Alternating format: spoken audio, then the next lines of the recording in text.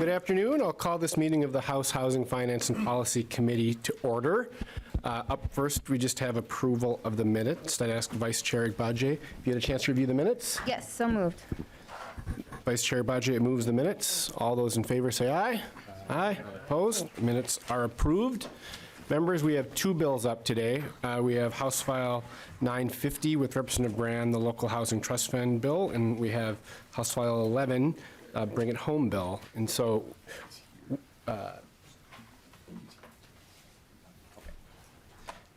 we are going to start with Representative Brand's bill. I think he's here, maybe coming in the door. There he is.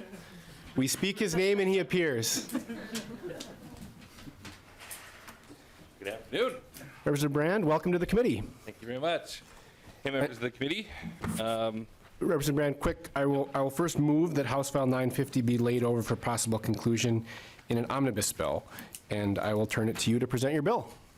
Thank you very much. So local housing trust funds provide a flexible funding source for communities to address local housing needs.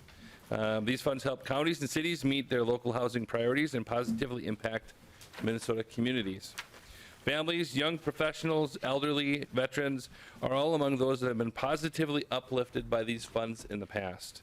These dollars are an investment that leverage public and private resources and jumpstart housing projects that draw investment and jobs to those communities. There are now 20 local housing trusts in existence, all with remarkable track records in their communities across the state. There is enough interest that there are potentially another 35 that might come on board as a result of this funding in future years. The funding would be used to make grants, loans, loan guarantees for the development, rehab, or finance of housing. Matching other funds from federal, state, or private resources for housing projects, or provide down payment assistance, rental assistance, and home buying counseling services to new home buyers. A local or regional housing trust fund that would be eligible for these funds must report annually to the local government that created the trust fund. The local government or governments must post this report that they are provided on its public website. There is accountability, oversight, and the public have access to the use of these funds. All told, there are 13 cities and 7 counties already in existence. So I did a little bit of research. Chair Howard, you have one in Richfield. Chair Hassan, I don't think she's here today, and Representative Agbaje has one in Minneapolis, in St. Paul. Representatives Perez Vega and Hussein have one in St. Paul. Representative Kozlowski, you have one in Duluth, and Representative Myers, you have one in Minnetonka as well. And so I just wanted to end my remarks by inviting public testimony on this bill. Thank you, Representative Brand. Up first, we have Jill Henriksen from the Minnesota Housing Partnership.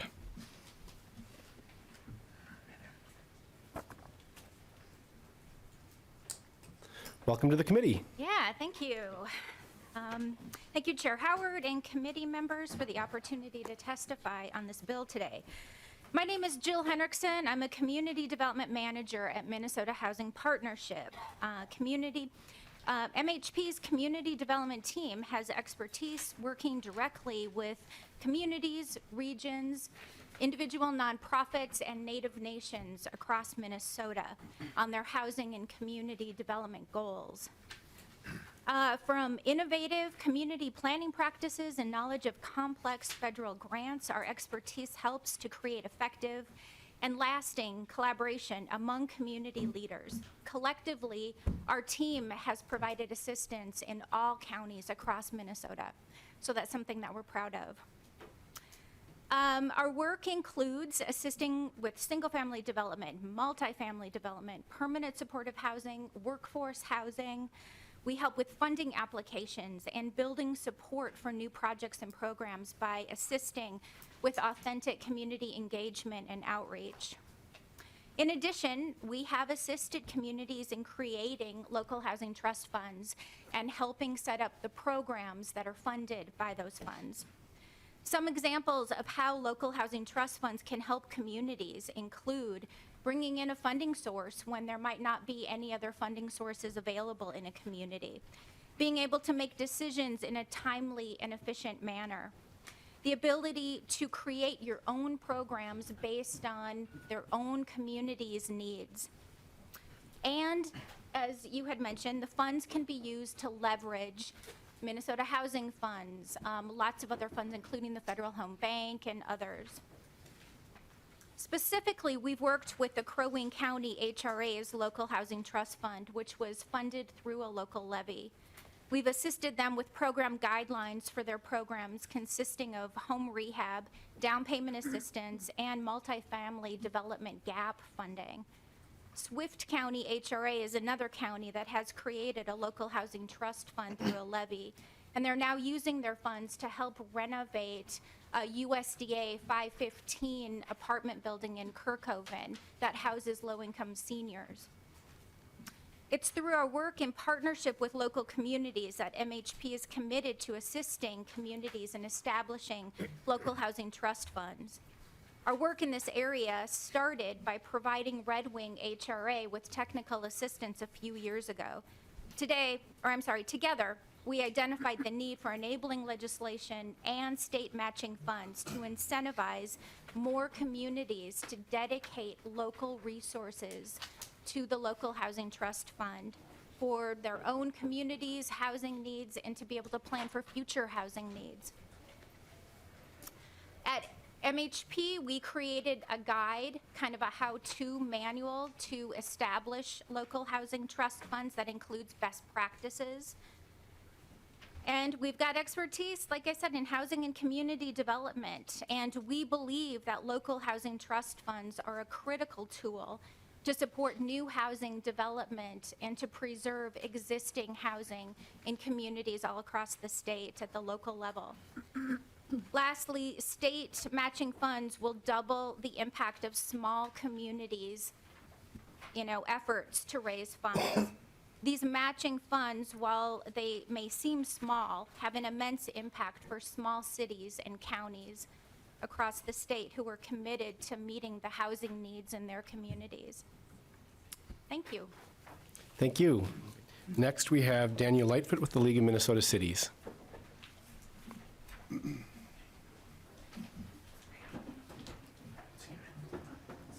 Welcome to the committee.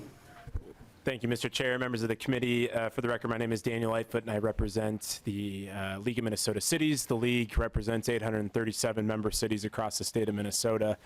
Mr. Chair, members, I want to first of all thank Representative Brand for carrying this bill, and certainly you, Mr. Chair, for carrying this bill in the past.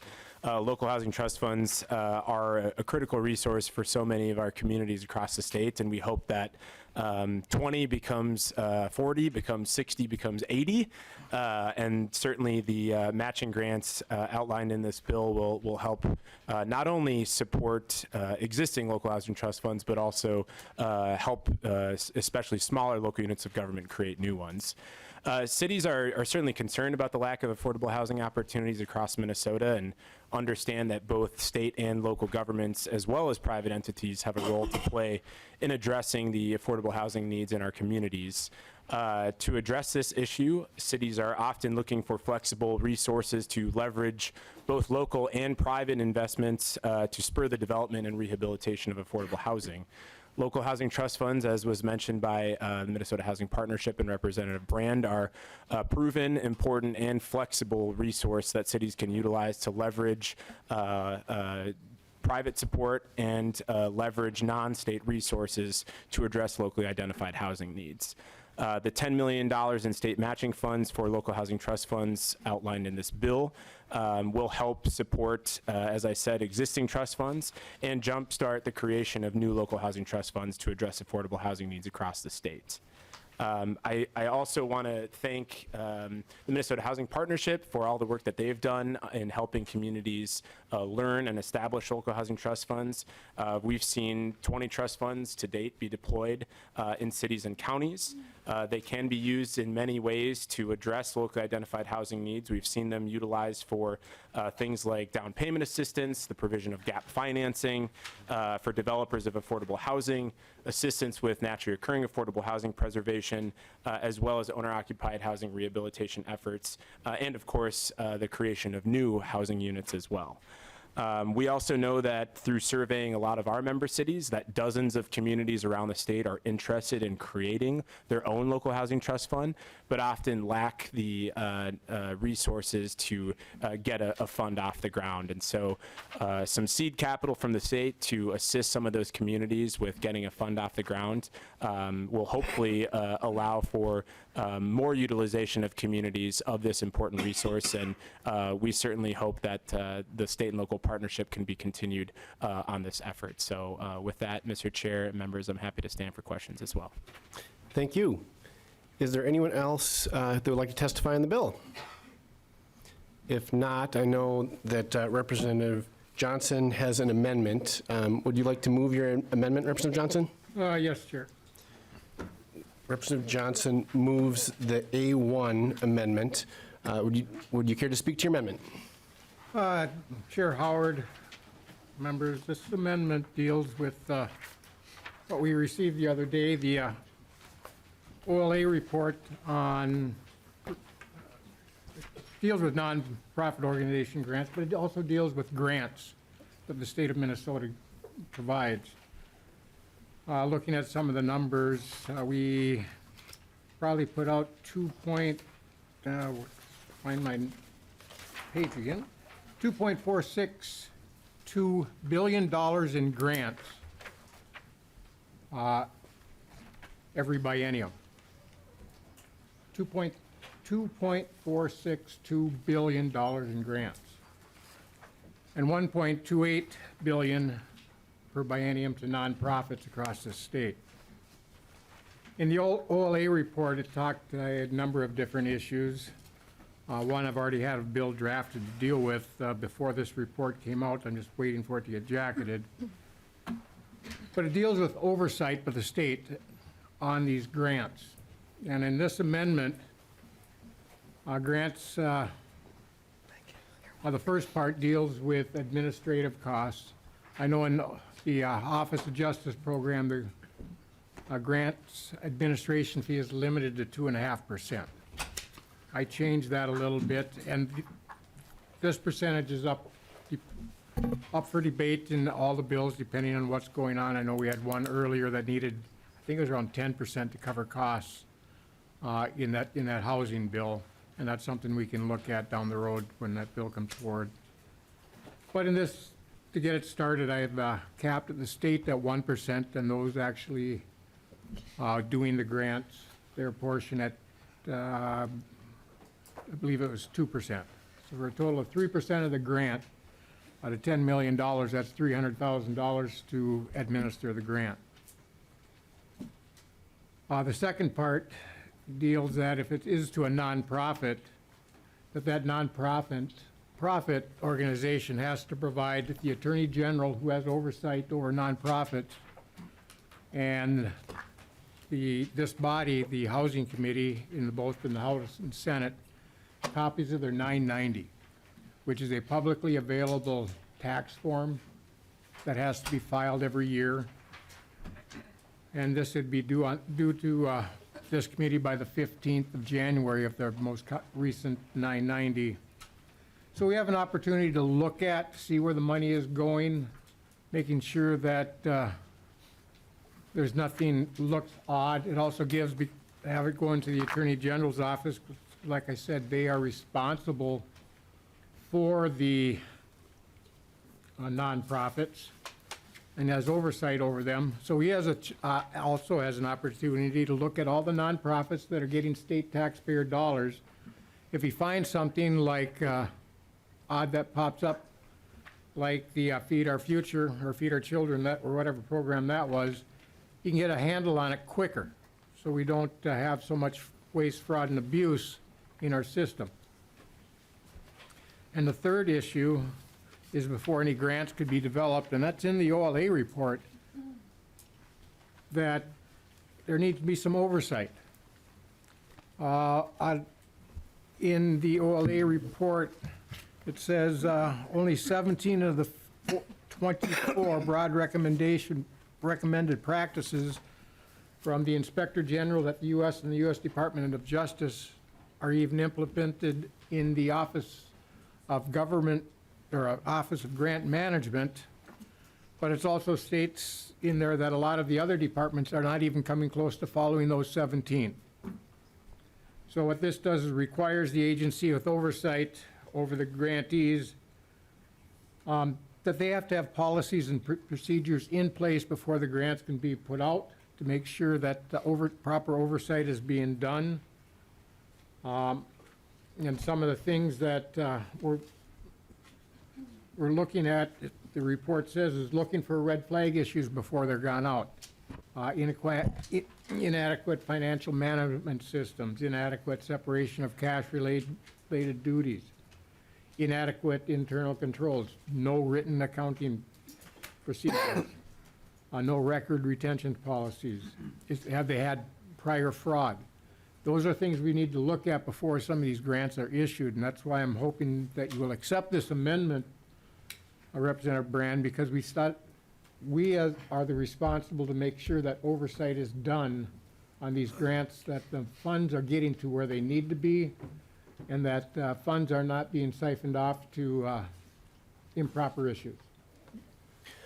I'll go to Representative Brand. Comment on the amendment.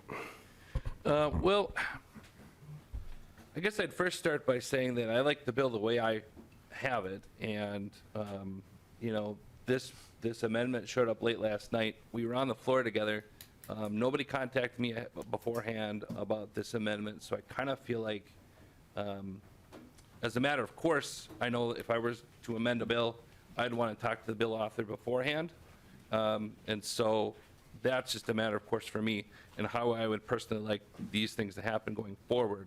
I mentioned that there are several members of the committee who have trust funds within their communities. And so I would invite them at any point during this conversation to please tell me where there's an example of some waste, fraud, or abuse that's happening in your communities with regards to these local trust funds. Lastly, I would just go back to my testimony when I said that these funds go through cities and counties to those local trust funds.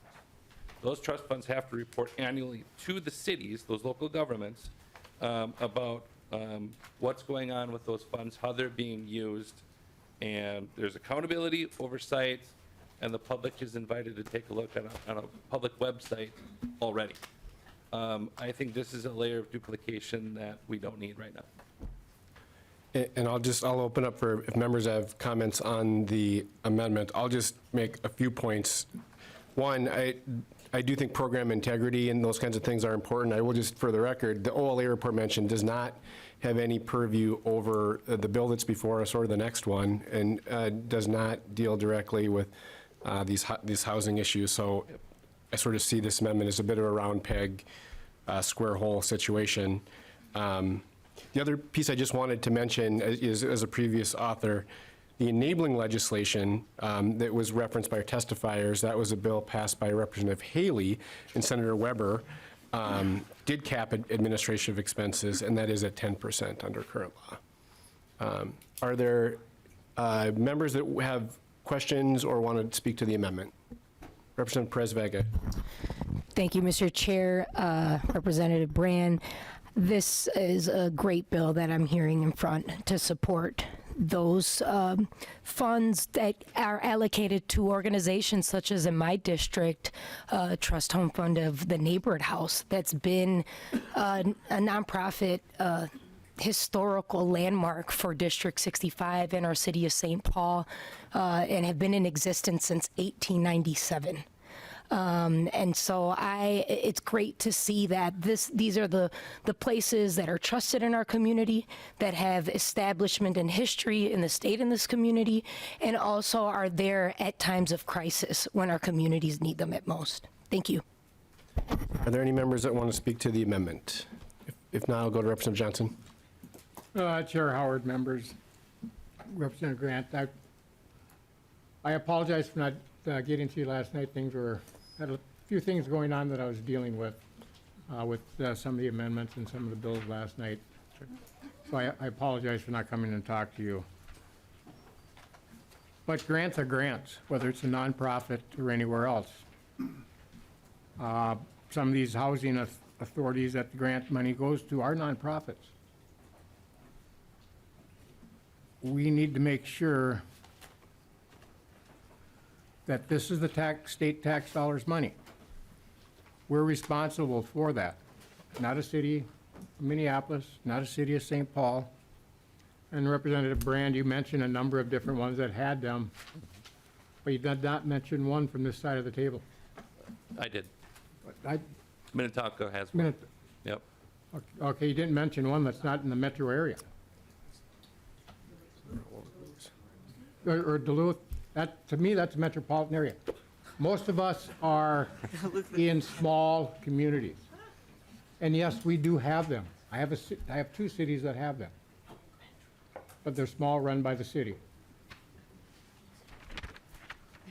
But this, like I said, this is state taxpayers' dollars, not city dollars. It's this body's duty, this committee's duty, to have oversight and make sure that these funds are run properly, and making sure that our departments that are using it have the tools, and they are told to use the tools to make sure it's done correctly. And with those 990s for these nonprofits, gives us an opportunity to actually see who's getting the funds, because we don't know. They were hundreds and hundreds of grants given out to nonprofits that we don't know who they are. They'll give this body an opportunity who's getting these funds, so we can actually look at them. One of the nonprofits that were in this committee already this year, they had a total income of about $6 million, yet the executive director had a compensation package of close to $500,000. I think that's excessive. So we need to look at what these nonprofits are doing, and with this amendment, it gives us an opportunity to do that. So please ask that you will accept this amendment, that we can start having oversight and do our duty as legislatures. So with that, I'll call the vote on the A1. All those in favor say aye. Aye. Opposed, say no. No. The amendment is not adopted. So we're now on to the bill. And I had Representative Nash on to the bill. Thanks, Mr. Chair. To the author, lines 1.15 through 1.19 are your technical assistant grants. Can you tell me more about what those are? Because it doesn't really spell it out, and I'm just trying to figure out what that is and what it does. Representative Brand, or maybe to one of your testifiers? I would phone a friend on that one, or maybe even fiscal staff or staff would have an answer for that. I would think that the technical assistance, just from what my research entailed, would be for if they are going to start a new trust fund, or if they are looking at a project and are looking at the full scope of the project. But maybe Libby can also provide some more information. Hi, Chair Howard, committee members. My name is Libby Murphy. I'm the Director of Policy at Minnesota Housing Partnership. So when we initially wrote this bill in 2017, we worked with the community of Red Wing, which was attempting to establish their trust fund at the time. And in partnership with Red Wing and in partnership with the chief author at the time, Representative Barb Haley, we identified the need for technical assistance so that smaller communities that do not have experience establishing a trust fund, or oftentimes a staff member who's dedicated, has 3 different job descriptions, may not have the expertise on how to establish a trust fund. So a community could apply to Minnesota Housing that would control those portions of the funds and ask for resources to provide direct technical assistance to them.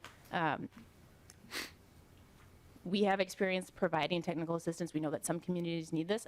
Some communities only need the manual that we've produced, and that would be sufficient, and others will need a little bit more support, and hence why that was written into the legislation. Representative Nash? Thanks, Mr. Chair.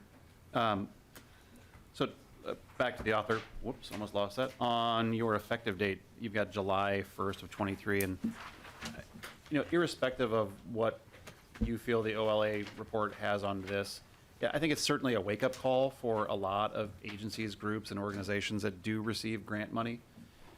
I think that anybody who is receiving that is going to want to put up some guardrails in light of what came out of that report.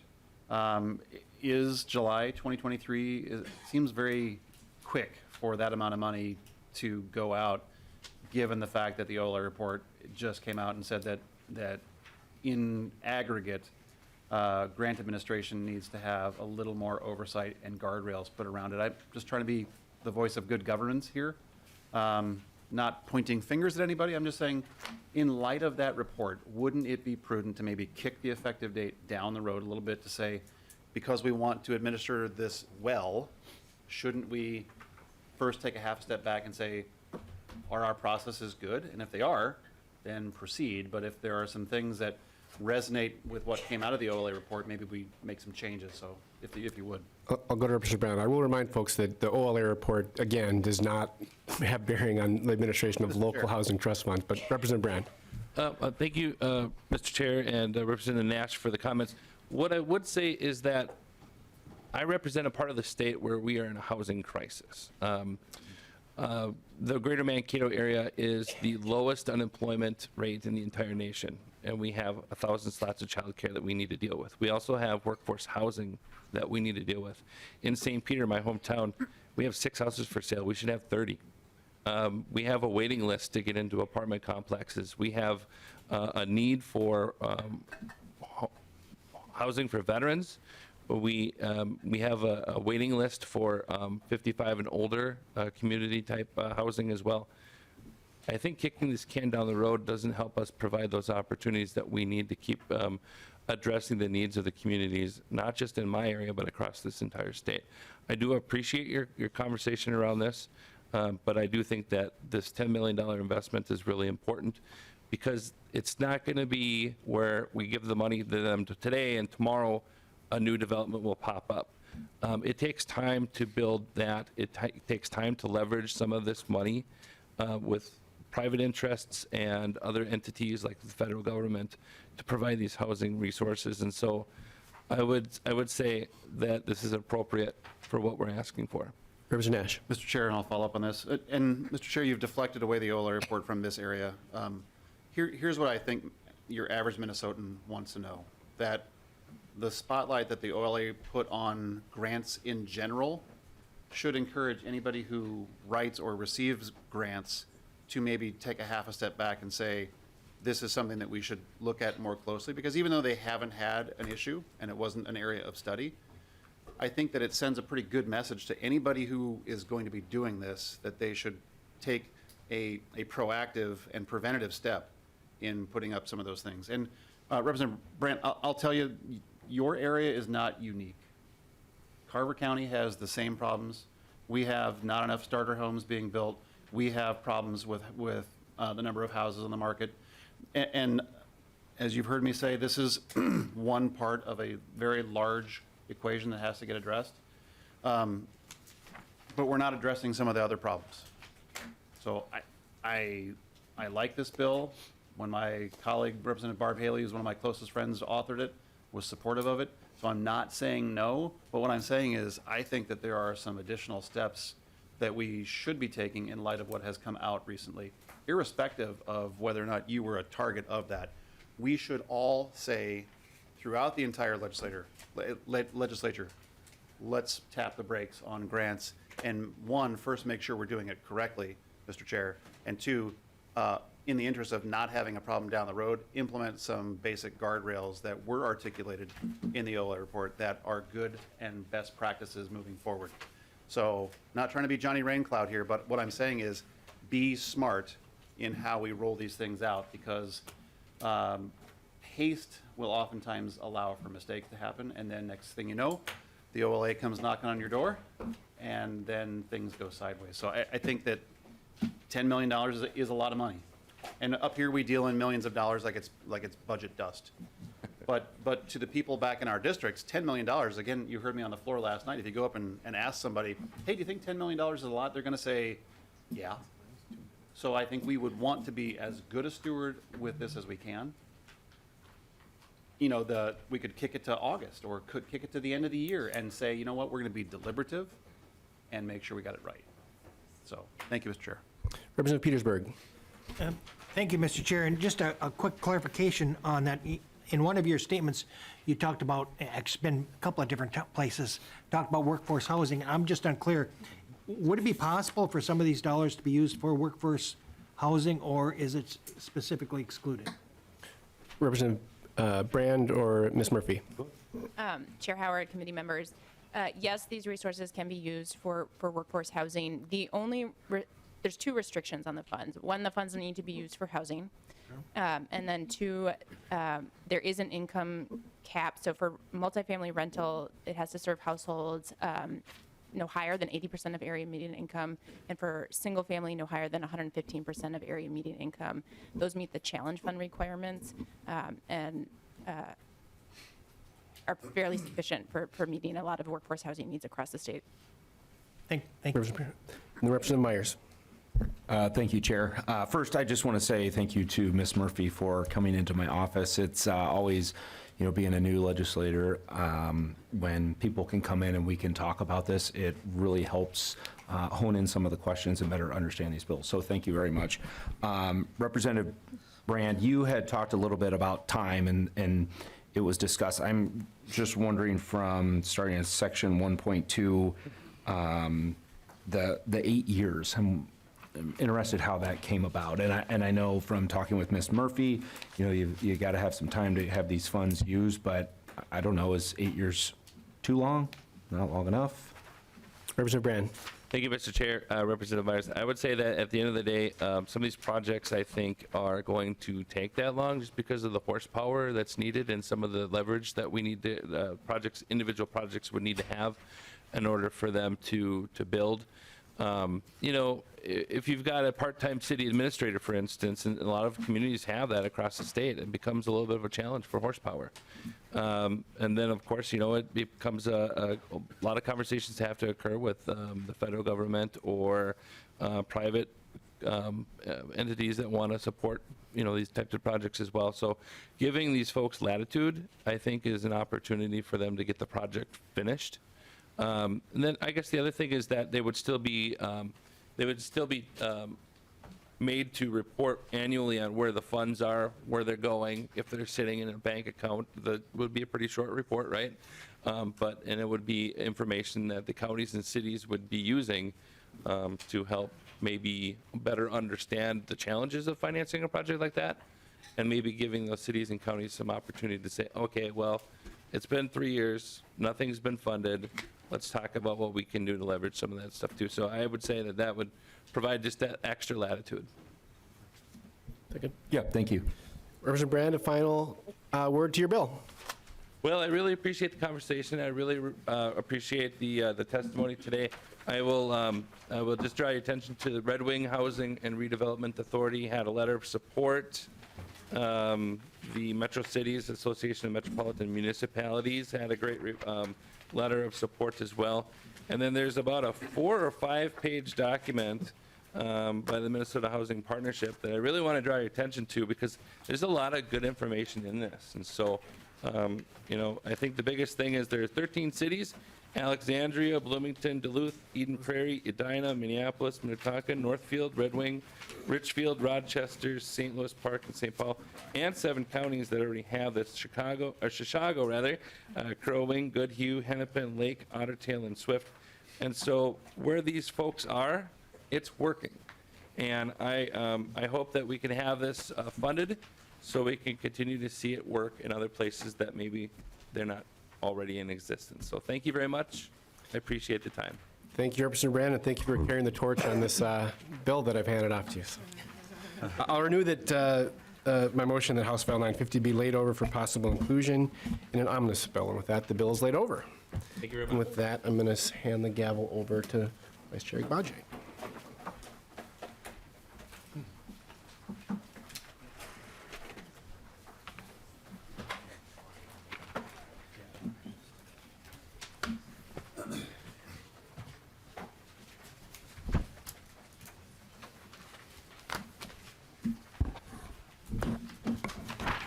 As you get settled at the desk, Chair Howard, would you like to move your bill in front of the committee?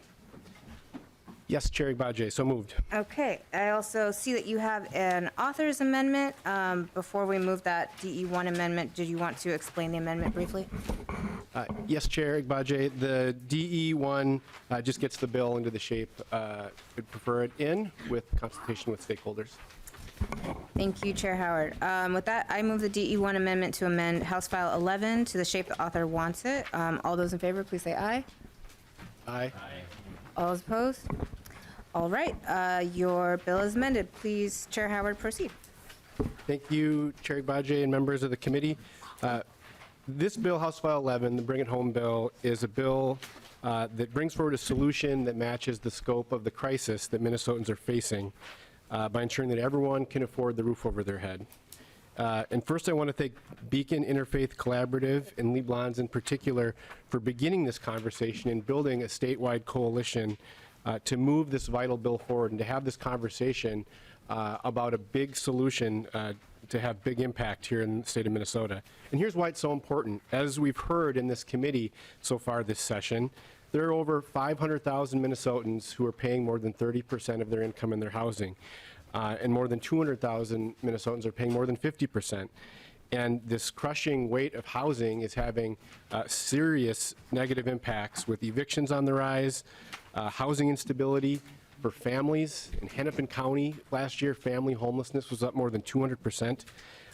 And the ripple collateral consequences of Minnesotans not being able to afford their homes can be seen in depressed ability for families to earn a living, poor health outcomes, poor educational outcomes, and the list goes on. Some Minnesotans do have access to a housing voucher through the federal government that provides assistance and housing stability. And for those Minnesotans, that voucher is a lifesaver. But the reality is only 1 in 4 Minnesotans who qualify, who are eligible for a housing voucher, actually receive one. And that's because of persistent underinvestment by the federal government in housing. We've heard from folks in this committee that have talked about years-long waiting lists for folks to access these housing vouchers. And what this bill would do, the Bring It Home bill, would create a state-based rental assistance program to fill this gap so that everyone who qualifies for a federal housing voucher would receive one. This bill is the right solution at the right time, and we have the opportunity to make sure that we're addressing our historic economic challenges that Minnesotans are facing. To the specifics of the bill, the plan is elegant in its simplicity because we rely on the existing infrastructure of local housing authorities who already understand local needs to manage and distribute funds in an easy, seamless manner. The legislation would fill the gap for hundreds of thousands of Minnesotans who qualify for the voucher, bringing stability to renters, landlords, and communities. A couple other pieces I would highlight.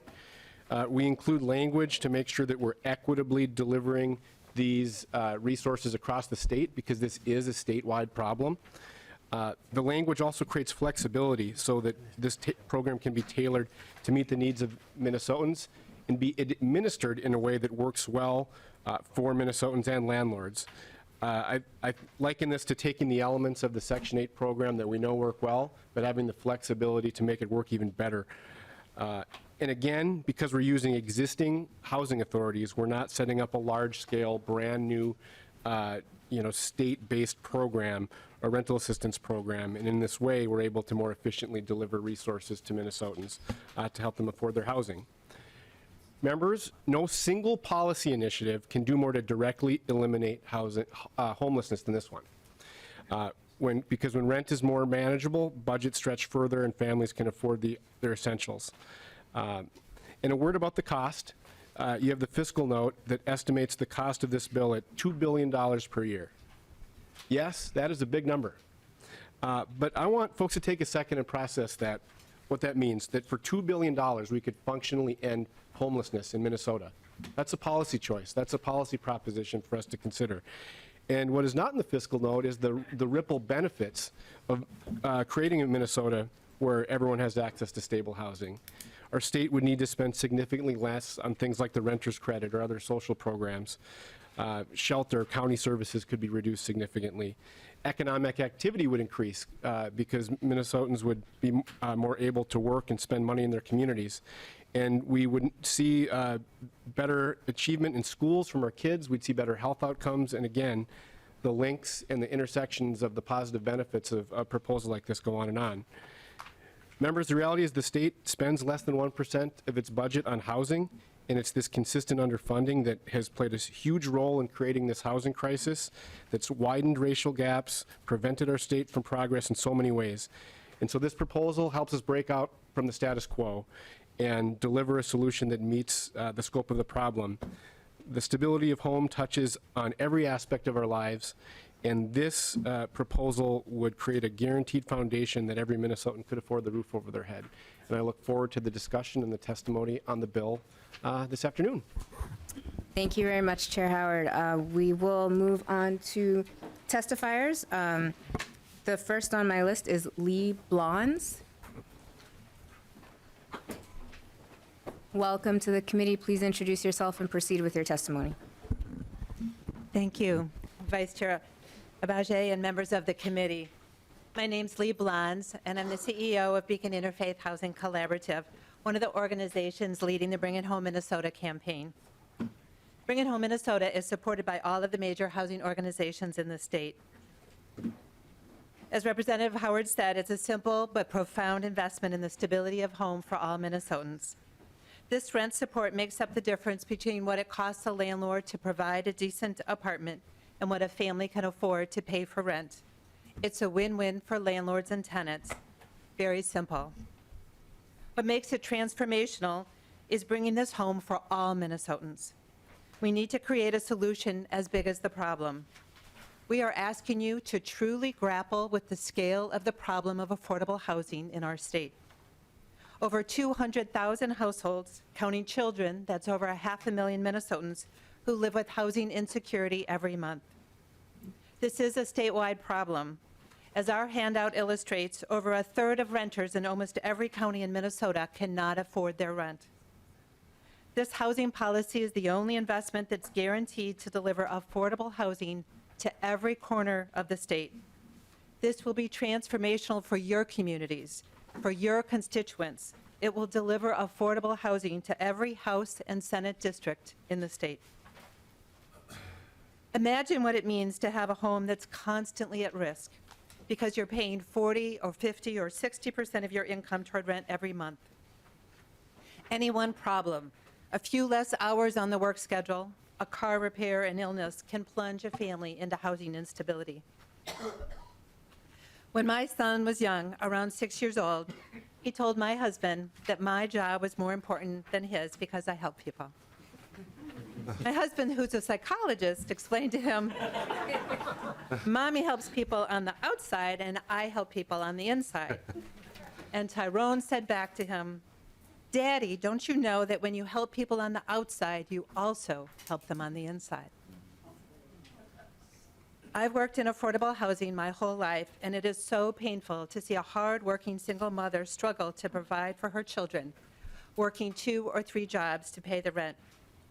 Or seniors, like my brother-in-law, who's working a job at 78 years old to afford the rent. He's left wondering what happens when his health deteriorates. I believe in my heart and soul that a stable home is the most important thing that we can provide to relieve the stress and fear gripping our communities. Some people will say that we can't afford Bring It Home Minnesota. But let's be clear, it's not expensive per person.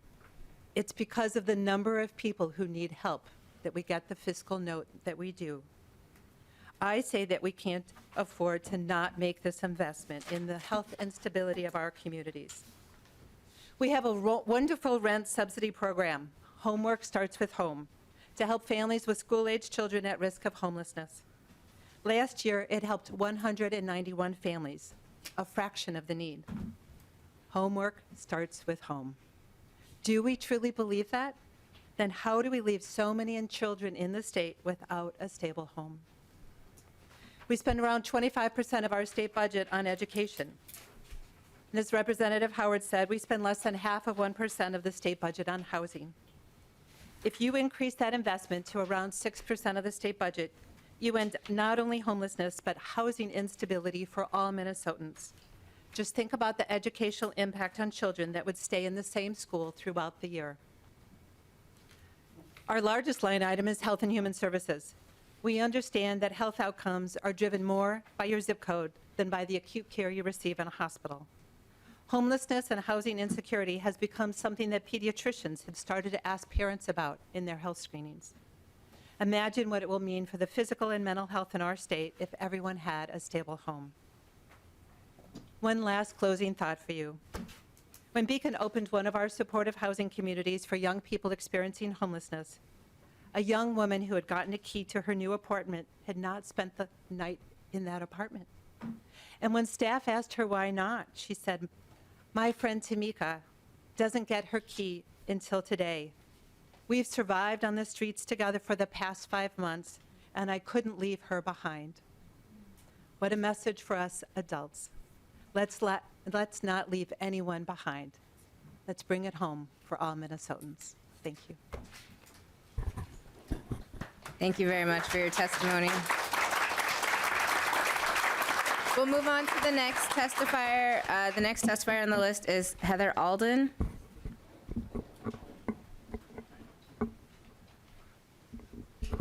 Please introduce yourself for the committee and proceed with your testimony. Hello, Mr. Chair Howard and members. Thank you, Mr. Chair Howard, for bringing forward this bill. My name is Heather Alden. I am a social worker in St. Paul Public Schools and supervisor of our Project REACH program, which supports all of the students and families in St. Paul Public Schools who are experiencing homelessness, in foster care, and those who may be precariously housed. Increased abilities for families equals increased stability for students. When families can pay their rent and then have money for food, utilities, medical expenses, child-related expenses, then they're able to stay in their homes and anchor themselves in a community and provide stability for their children. Children's stability opens avenues for academic attainment and educational growth over time. Safe, stable, and affordable housing during childhood sets the stage for later success in school. Children are profoundly affected by their environment during key developmental stages. Chaos in their neighborhood, frequent moves, exposure to pollutants, and unhealthy conditions inside their home all leave a deep and lasting impression. When housing consumes too much of a household's budget, kids may not have enough nutritious food to eat or ready to learn. Teachers see the ramifications of these conditions all too clearly in the classroom. Currently, there are 931 students identified as homeless in St. Paul Public Schools. Let me say that again, 931 students today. Those are children birthed to 5 in our early childhood, those are children in school, and those are children in transition. Many of these parents are working 1 and 2 jobs and just had life happen. A car breakdown, a house fire, a lost job, underemployment, and they ran out of options. Rental assistance would allow families to have an option to provide housing stability for their children and open avenues for educational stability and attainment. Rental assistance could ensure that all Minnesota children have a safe, secure place to sleep and give them the stability they need to succeed in school. Rental assistance could help reduce racial inequities and the shameful housing disparities that hold Black, Brown, and Indigenous communities in our state. Rental assistance could help communities strengthen by making sure their families can participate in their community and their children thrive, which would help Minnesotans thrive for generations to come. For those who have lived in poverty and experienced homelessness in their lifetime, that is trauma, which remains in one story always and is never an experience a parent would want to repeat for their child. For those who have experienced homelessness, they know the stress of not having a place to stay, food to eat, watching the weather, and fear of safety coupled with the lack of access to medical care and educational stability.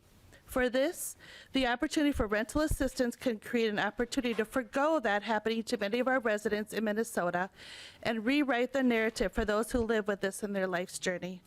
I would encourage you to please pass House File 11, the rental assistance bill. Thank you. Thank you for your testimony. The next testifier on the list is Jorlene Bryant.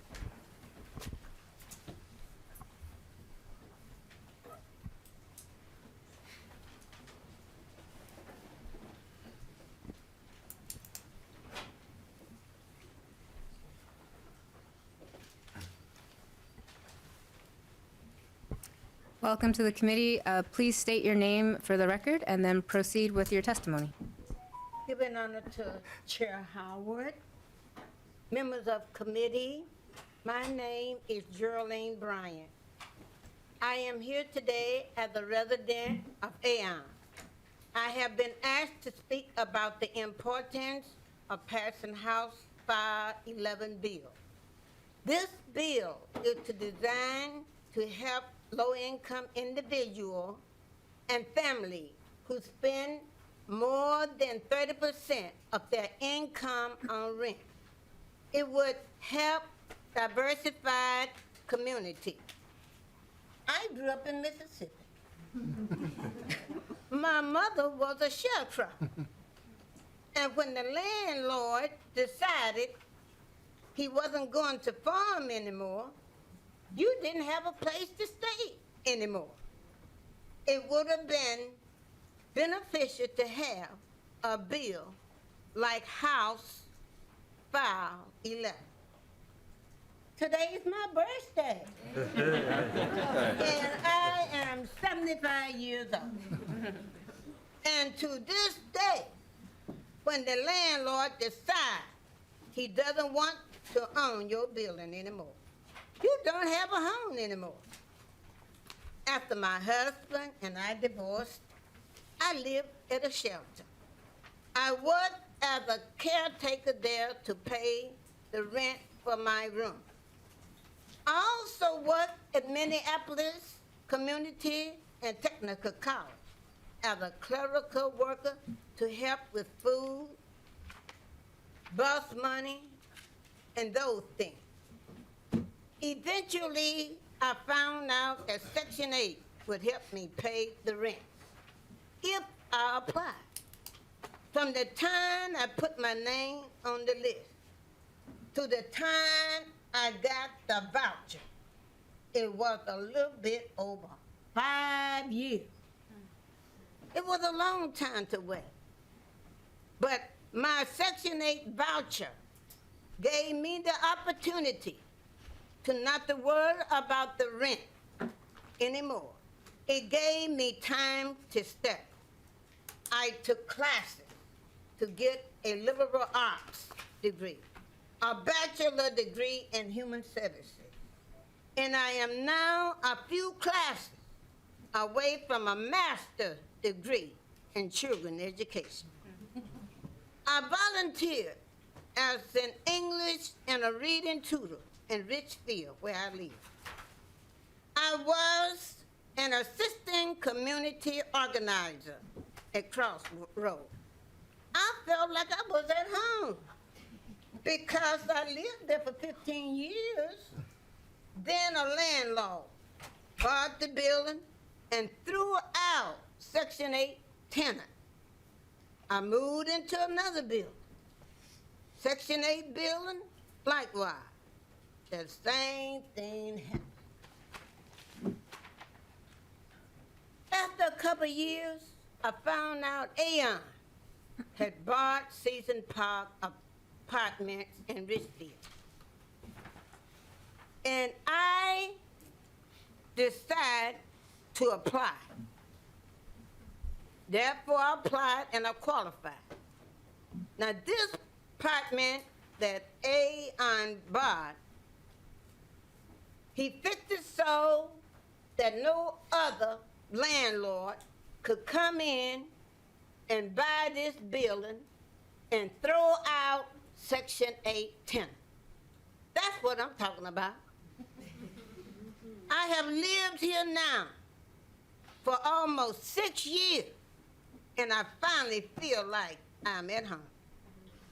At my age, knowing I'm not going to have to move again, it's a safe haven.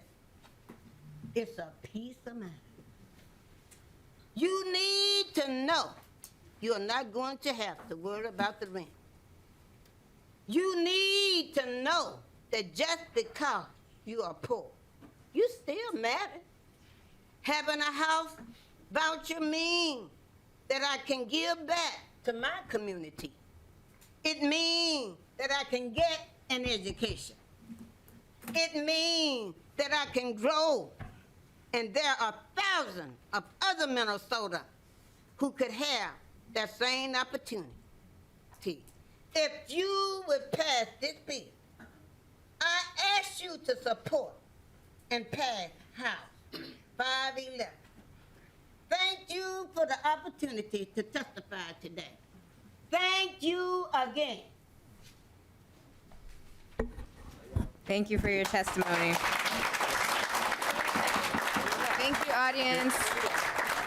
We want to make sure that we can hear everyone's testimony, but we do appreciate the enthusiasm. The next testifier on the list is Dana Hiltunen.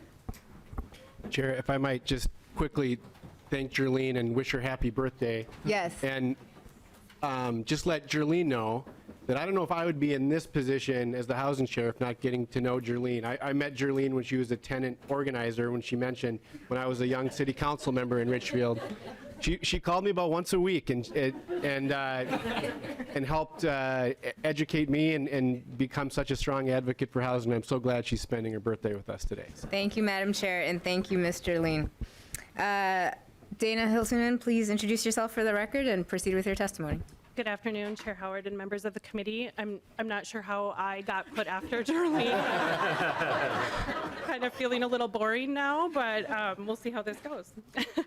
So my name is Dana Hiltunen. I'm the Executive Director of the Virginia and Eveleth Housing and Redevelopment Authorities, and I'm testing today on behalf of Minnesota NARO. Minnesota NARO represents over 140 housing authorities across the state, which provide affordable housing and support livable communities for Minnesotans through a variety of programs funded by federal, state, and local resources. One of the key programs is the Housing Choice Voucher Program, which you've heard of referred to as Section 8, which serves over 31,000 households across the state. Rental assistance helps very low-income households afford housing, resulting in greater job stability and higher school achievement.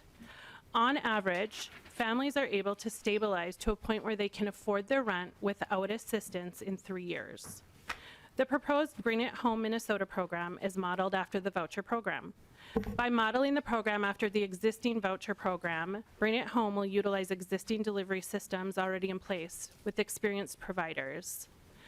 Currently, there are not enough vouchers to serve eligible households, and many of our local programs maintain waiting lists.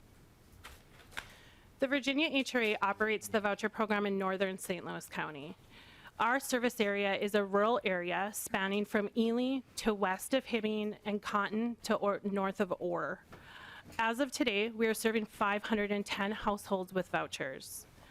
Our public-private partnership worked with 193 private landlords in 2022. Last year, our HRA did not have enough funds to support the vouchers that were in use, and in my 10 years since 2012 at the HRA, we have never had enough funding to support all 588 vouchers we should be able to issue under the program.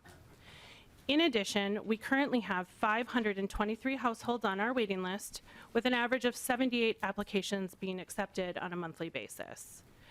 We are utilizing all of our vouchers and simply do not have enough to fund the need in northern St. Louis County. In the metro area, housing authorities have to limit the number of applicants they place on their waiting lists in order to be able to serve them in a timely manner, meaning 3 to 5 years. However, the number of applicants far exceeds the slots available. Both St. Paul PHA and Metro HRA opened their waiting lists in 2022. Metro received 11,000 applications for 2,000 waiting list slots. St. Paul PHA received 6,000 applications for their 2,000 waiting slots. In addition to being beneficial to working families, rental assistance strengthens communities. Property owners in urban, suburban, and rural Minnesota communities use rental assistance payments to pay property taxes and maintain their properties in good condition. This private-public collaboration is a vital piece to providing affordable housing in thriving communities. Besides being an administrator of the voucher program, I am also a past recipient. When I was in elementary school, my mother and I lived in an unstable housing condition. My single mother worked multiple jobs, and we still needed assistance to make housing feasible for us. This was obviously several years ago, and the main difference I see from then to today was that when our small family needed help, my mother was able to walk into the HRA that I am now the executive director at and received a voucher immediately to look for housing. This voucher kept us from living in a dangerous situation, provided stability, and kept me in the same school district during a very difficult time. I know that I was able to do well in school and had numerous opportunities because of this help. When I hear the struggles and how long families need to wait for stable housing, I know that I am fortunate this wasn't the case for me. 35 years ago, we did better for my family, and I know we can do better for families needing housing today. Thank you. Thank you, Ms. Hilton. The last testifier we have on our list is Temi Ogunrinde. Welcome to the committee. Please identify yourself and proceed with your testimony. Hello, everyone. Good to be here again. My name is Tami. As you remember, I'm the Equity and Engagement Director at Urban Homeworks, Vice Chair Agbaje, members of the committee. Thank you for the opportunity to testify today regarding House File 11. Thank you, Chair Howard, and to each representative for moving this bill forward and the opportunity to testify on behalf of Urban Homeworks, our residents, and larger community in support of House File 11. Urban Homeworks is a nonprofit focused on affordable housing. We work to ensure families in North Minneapolis, South Minneapolis, and St. Paul have safe, dignified housing that they can afford. We know firsthand that the need for affordable housing is great, but we cannot do it alone. House File 11 alleviates the burdensome reality of paying more than 30% of your income on housing, whether they live in affordable housing or not. Because we know that even in housing that is considered affordable by HUD standards, families are still house burdened. As one of the few people of color in this room, I have to point out, time after time, our elected officials tout the importance of equity in our state, but stay complacent to inequitable practices and systemic racism. Allow me to break down the reality of how our systems benefit our white Minnesotans far greater than our BIPOC Minnesotans. Minnesota provides a subsidy to homeowners through the mortgage interest deduction. This subsidy disproportionately benefits white Minnesotans due to the disparities between white homeownership and BIPOC homeownership. However, funding toward rent subsidies are largely underfunded, a subsidy that would greatly benefit BIPOC families.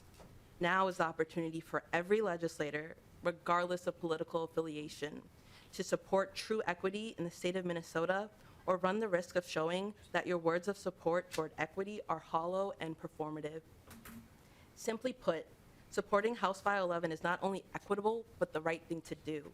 This bill has impact beyond North Minneapolis, beyond the Twin Cities, and beyond the metro area. A 2021 study done by Minnesota Housing Partnership showed that there is a high percentage of Minnesotans who are house burdened in Hennepin, Anoka, and Ramsey. However, there are higher concentrations of house burdened Minnesotans in the Itasca, Beltrami, Clay, Rice, and other greater Minnesota counties. Let me break it down further to some of your specific jurisdictions. Representative Dotseth, 43.6% of your constituents spend more than 30% of their income towards rent. For Representative Nash, 43.3%, Petersburg, 52.7%, and Myers, 52.3%. Supporting House File 11 is an opportunity to think beyond your families and friends and to think of the hardworking Minnesotans who are in need of real support and voted you in to provide that. The impact that House File 11 would have on Minnesota families is generational. With families only paying 30% of their income towards rent, they have the opportunity to pay for health care and other basic needs.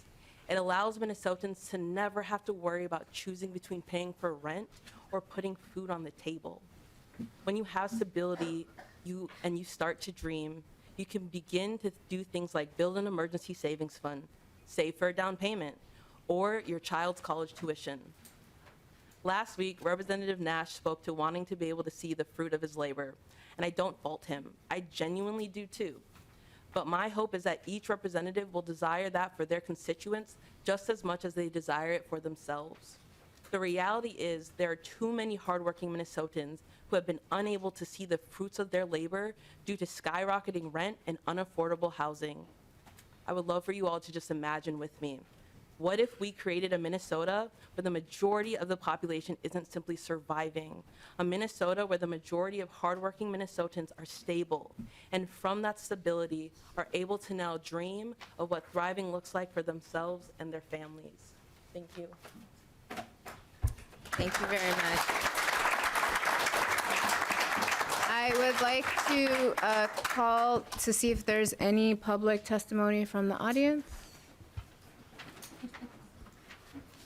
All right, not seeing any, we will move on to member discussion, but I also understand that there's an amendment from Representative Johnson, is that correct? Chair Bajai, I do have an amendment.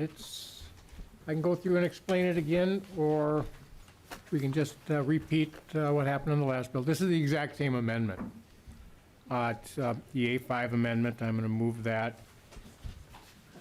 Again, we need to look at, make sure this grant fund money is spent properly, to get into the hands of those who need it, instead of going elsewhere. We have an issue not just in Minneapolis and in the metro area. We have rental and affordable housing issues across the state. When an apartment complex or apartment building is built in my community, before the shovel goes in the ground, all the units are filled. Housing providers are looking at those situations. Unfortunately, I've had a lot of units built, but there's nothing available to rent right now. We have, like I say, I want to make sure that the funds are going where they need to go. Again, requires if it does go to a nonprofit, and we do have some housing authorities that are nonprofits, to make sure that the 990s are given not only to the legislature, the committees of jurisdiction, but also to the Attorney General's office, so that he can see what's going on, and if the things don't look properly, you can look into more issues to make sure that the funds are being used properly. Also have time to have rules and regulations and policies in place to make sure that there is proper oversight to these grants. I will stop there because I could go on and on and on. I have the report with me, and I do ask that all the members do read it because there's a lot of good information in it. Thank you, Representative Johnson, for your amendment. Are there other members that would like to speak to the amendment? All right, seeing no further discussion, or Chair Howard, would you like to say something? Yeah, just briefly, Chair Bajai, I would ask members to oppose the amendment. I do think program integrity and accountability is important, and so I would like to work if there's ways we can improve the bill in that way, but this amendment does have some challenges. And again, I think is a bit of a round peg in a square hole. In particular, the 1% and 2% administrative pieces would be a big burden and challenge on the local public housing authorities to administer this program. It is a very labor-intensive, human-intensive endeavor to sort of do that casework and make the payment to the landlord. Putting those kinds of burdens would really make the program inoperable. And in terms of the bill really envisions that local public housing authorities would be administering these programs and not nonprofits. So I would ask members to oppose the amendment. Representative Johnson. Chair Bajai, Representative Howard, I do appreciate your comments on this amendment. I do look at the 1% and 2% administrative costs as a way to get the funds out there. That way it also requires local buy-in with the local authorities actually participating in it instead of just going off the state dollars. Representative Howard, any other comments? Any other member comments to the amendment? Seeing none, we'll go ahead and move to the vote. Representative Johnson puts forward his amendment. All those in favor, say aye. Aye. All those opposed, say no. No. The motion does not prevail. Closing comments, or member discussion, sorry. I'm getting ahead of myself. I do have a list going, so Representative Petersburg, I'll put you on the list. Thank you. Representative Johnson's already on the list, but Representative Nash was first, so. Thank you, Madam Chair. Mr. Chair, a couple questions. So this is a $4 billion biennial request. We have approximately a $17.6 billion surplus currently. Of that, 12 billion, give or take, is one-time money. So your request would effectively eat it would eat up 4 of the $5 billion surplus, but that's only if we continue to run a surplus. How do you plan on paying for this if we don't have that remaining $5 billion surplus? Representative Howard. Representative Nash, first, with your math, we have enough. We can do the whole enchilada. But to be frank, it is a big dollar amount, and it has to be considered in the context of our entire budget. So we can look at ways to sort of scale this in terms of which populations we want to serve. But I think there's value in taking the full picture and seeing what that would fully cost to do and the benefits of doing so. Representative Nash. Thank you, Madam Chair. Well, there wasn't really much of an answer there, Mr. Chair. I mean, you could do it if it was one-time money. But if we go into an economic downturn, there's no mechanism other than raising taxes here on how to do that if you were to do your full request. Representative Howard. It is ongoing. To a program like this that is ongoing, you wouldn't really be able to utilize one-time dollars. That's correct. Again, I would say, though, you look at a fiscal note, as I kind of mentioned in my comments, it carries those costs, but it does not look at the other side of the ledger, at the sort of economic benefits, the reduced spending we'd see in other ways in our state budget. So it isn't quite a simple arithmetic that just looking at the fiscal note would indicate. And Madam Chair. Representative Nash. Thank you. Remind me real quick, what's the referral on this bill? We're laying this bill over. Okay. And Madam Chair. Representative Nash. Thank you. So I guess my first question is, you're going to spend a lot of money. How does this actually impact the inventory of current available housing, period? Because you and I have talked about this, and I've talked about this for a long time, and our members have talked about this. This is assuming that you have current steady state inventory. We still have a housing crisis. We're not building enough starter homes. We're not building enough apartment buildings. We're not actually encouraging investment in that. This does nothing to do that. And I certainly think that this is a subject that's got merit to talk about. Maybe not at $4 billion a year or biennium, but this does nothing to take away our inventory issues. Would you agree with that? Representative Howard. Representative Nash, I would agree with that, and it's a good question. And if all we did this session was just do this bill, that wouldn't address the full scope of our affordable housing crisis. And so we absolutely do need to produce more units of affordable housing. And we've heard bills to do that. We're going to hear more. So we do have to be in yes and mode, which is a mantra I've kind of said over and over again. And just to finish up, Madam Chair. Yes. Thank you, Madam Chair. Well, I'm heartened by that. I'm still waiting to have a conversation when we get to talk about how do we build more starter houses. We haven't done that yet. But just to frame this, the last biennial budget, this ask is roughly 7% of the last biennial budget, and does nothing to impact the inventory that we have. This is a huge ask, and you admitted that on the intro. But I guess I don't want to send false hope to the people who came to this room and have been cheering you on, because in the first 2 seconds of questioning, you said, well, okay, it's a big ask, but we're going to probably have to dial it back because it's not realistic.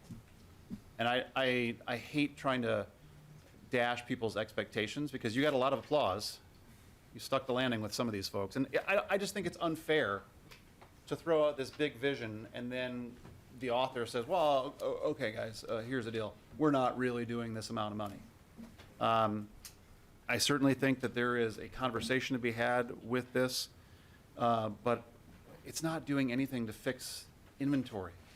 So all we're doing is saying in these widget holes that we have, that we're not doing anything to increase the number of places we can put people. And I think that's myopic. And lastly, Mr. Chair, here at the legislature, we are oftentimes gavelled down when we question each other's motives. I would ask that you encourage your testifiers who actually did question our motives as to why we are encouraging certain things. I would have expected that you would have already addressed that. Representative Nash, I think our testifiers are probably able to kind of speak to broader statements that they're hearing in the public, but I don't see that there was much disparagement per se. Representative Howard. The only thing I would say to your comment, Representative Nash, is that in terms of why present this vision, we don't do enough, I don't think, in state government in terms of thinking big and thinking outside the box. And we can't accomplish big things unless we put big ideas on the table. And I'm not suggesting that we can snap a finger and realize this vision tomorrow, but by presenting a solution that meets the scope of the challenge, we can set our state on the course to do just that. Representative Johnson. Chair Badgie, Chair Howard, I understand the concept of this bill. Housing is an issue across the state. The housing providers are doing everything they can to keep costs down. I noticed in your bill on line 3.18, the appropriation is blank. It could be $1 million, $500,000, $2 billion. We don't know. But whatever that number is, the fiscal note has it costing over $2 million a year with 12.75 state employees to give money to other people to give money out. I guess one question I do have for you, I have some other thoughts as well. But can you tell me why it takes almost 13 people to hand out a grant when we have grant programs already in place? Representative Howard. Representative Badgie, the full bill would entail 200,000 vouchers going out into an equitable formula all across the state. And so to the program integrity piece, to your amendment, I think we do want to make sure that we're not shortchanging our agency acting as that pass-through entity to be able to do that. So that number didn't jump off the page to me, to be honest. But from my perspective, we want folks to be in those positions to administer a program well. When we don't have enough resources to administer a program well, we run into problems. And then we hear about the problems on that end. So, we want to make sure that we're adequately funding our agencies and our local housing authorities to administer a program well for Minnesotans and for landlords. Representative Johnson. Chair Badgie, Chair Howard. I was just crunching some numbers here. Even if we use $500 million, and you want to use, you didn't think 1% was enough to cover the costs, just at the state level, which, looking at this number, the fiscal note is $4 million. 1% to $500 million is $5 million.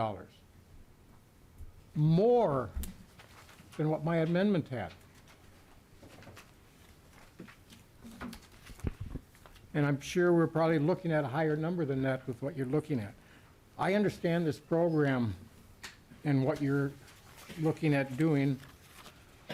Another question I have for Chair Howard is this going to increase the amount of rental stock that we have from the housing providers?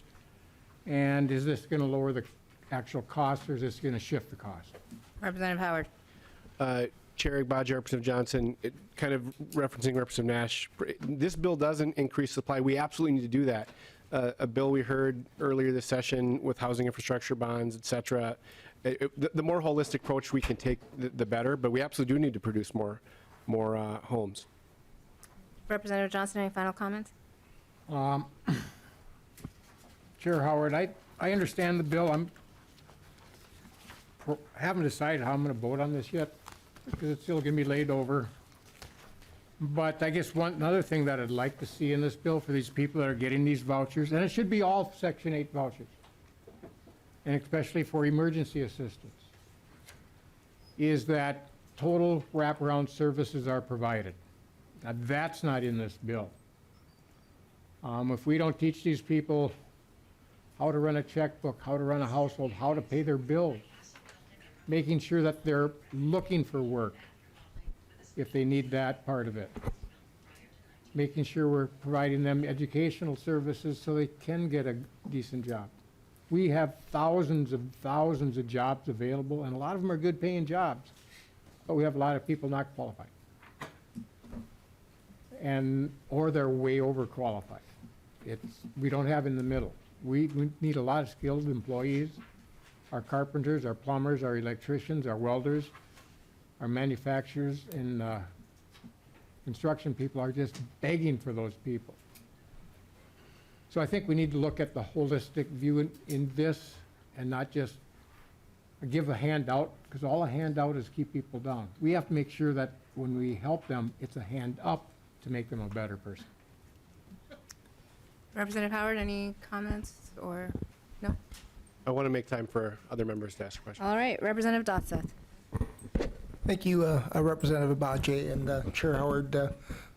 Two-part question, I guess would be is, number one is $2 billion. That's an awful lot of B's behind it. There are a lot of zeros right there. I think we'd all have to agree with that. And I appreciate your heart behind this bill. The question is number one would be, how much of an increase would this be from where it currently is right now with rental assistance? And number two is, accountability. I mean, I'm from Greater Minnesota, and my heart is for making sure that proper resources are going to Greater Minnesota. What mechanisms do we have to oversee this program to make sure that it's managed properly and that there's a proper oversight in this program? Thank you. Representative Howard. Chair Agbaje, Representative Dotseth, both good questions.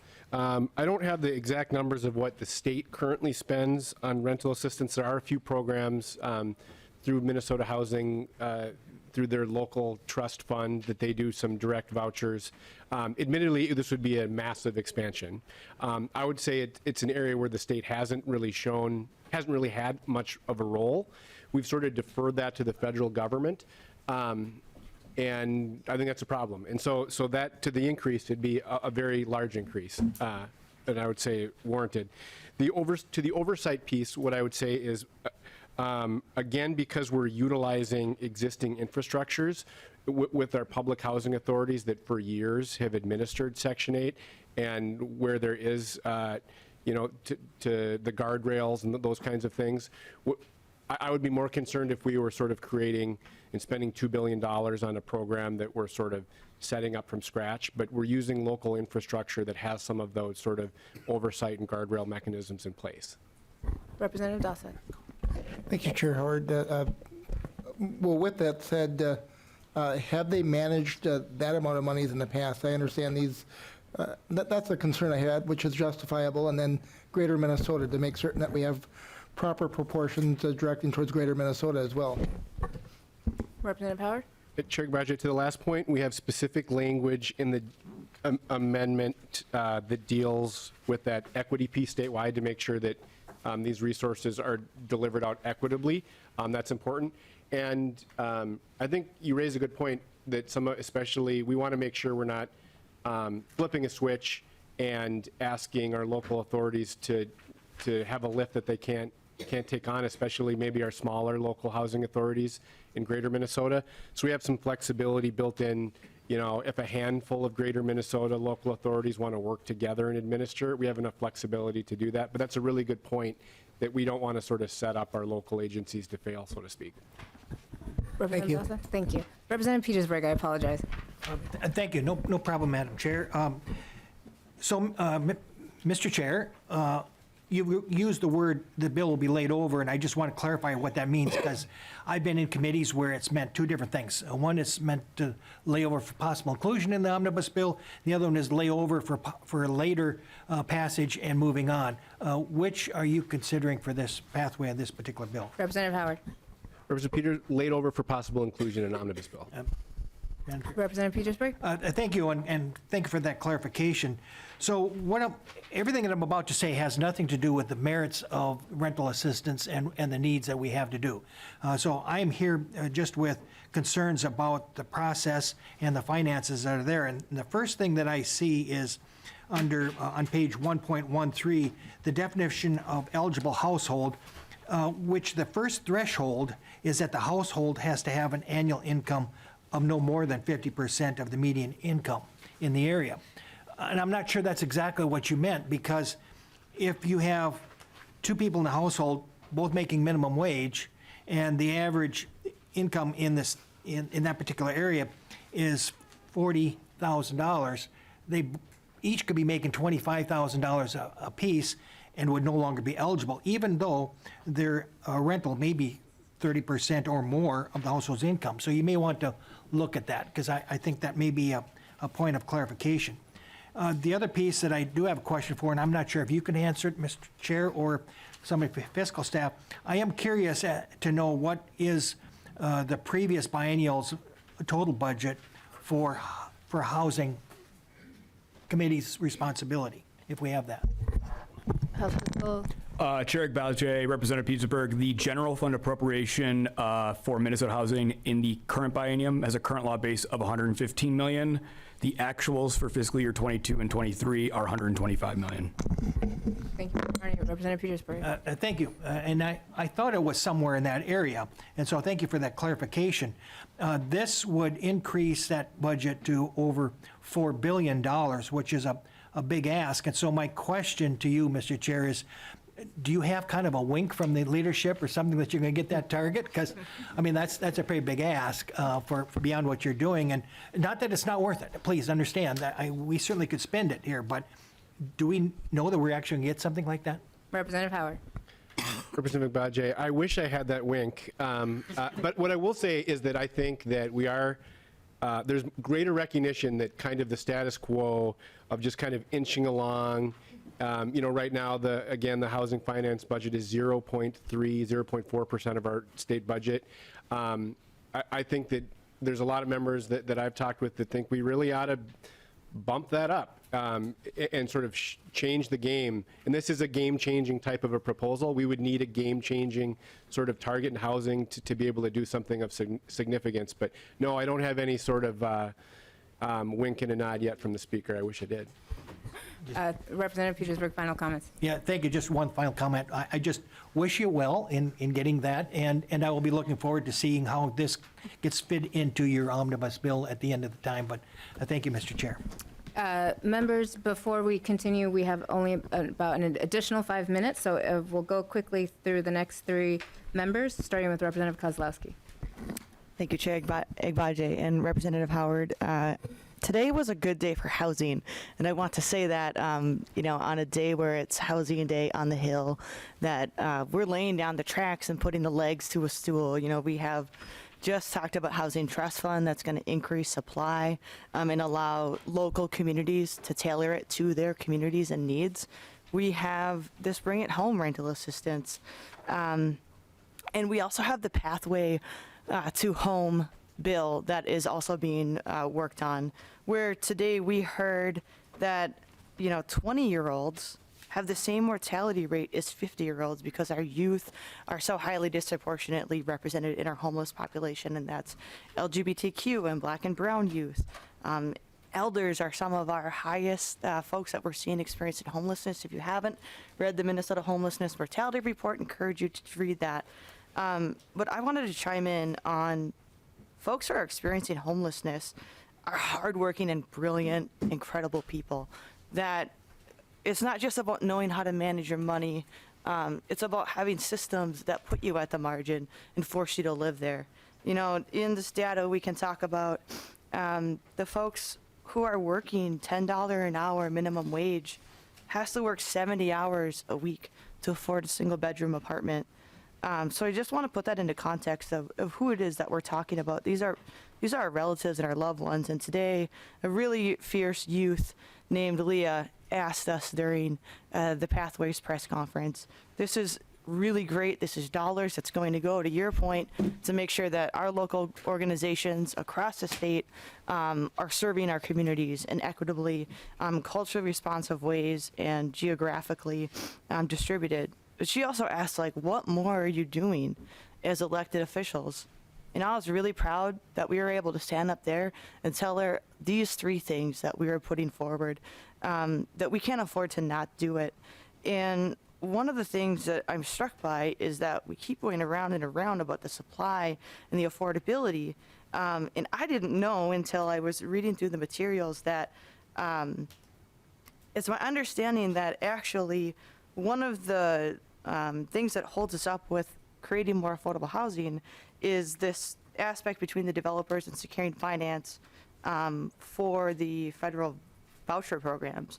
And I'm reading here that it says if every eligible household were to receive a Bring It Home Minnesota voucher, it would expedite the construction of deeply affordable housing across the state, as well as decrease the cost on those emergency shelter and services for folks who are experiencing homelessness and the investments that we're seeking to make. So I'm curious, Chair Howard, if that is accurate, or if you can help us actually, setting forward this trajectory. I appreciate that we're calling out the specific dollar amount that we would need to vision towards, dream towards. And if this is actually part of being able to build towards more affordable housing, is really exciting. And I thank you for your work. Representative Howard, any? Quickly, thank you. You make a very good point. I've talked about how we need to increase supply by the sort of tools we have at the legislature, but even by virtue of doing something like this, I think could incent, as you said, the creation, especially of the deeply affordable that's been so hard to build. Thank you, Representative Kozlowski. Representative Cha. Thank you, Madam Chair. Thank you, Chair Howard, for bringing this bill forward and in your leadership in this space. I'm here to affirm that the challenges of housing is true in my community.